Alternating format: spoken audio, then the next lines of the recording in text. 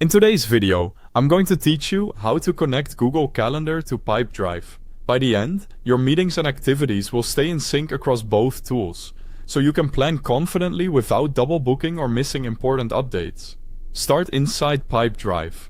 In the top right corner, click your profile icon to open Personal Preferences.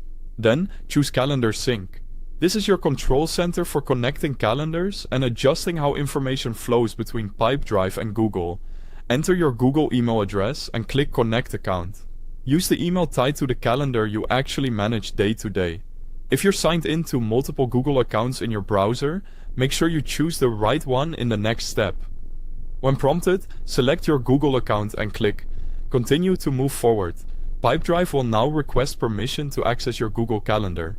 Approve the requested permissions so Pipedrive can read, and, if you allow, create and update events. These permissions are necessary for sync to work correctly, and you can review or change them later if needed. Next, choose which Google Calendar you want to connect. Most people select their primary calendar, but if you maintain separate calendars for different teams or projects, pick the one that should reflect your Pipedrive activities. You can always return to this screen later to switch calendars if your workflow changes. Now, select your sync type. Two-way sync is recommended because it keeps both sides aligned. Updates in Pipedrive appear in Google Calendar, and changes in Google Flow back to Pipedrive. If you'd rather keep information moving in only one direction, choose one-way sync. This is useful when you want a view-only mirror or when you prefer to update events in a single place. Pick the option that best matches how you plan and track your schedule.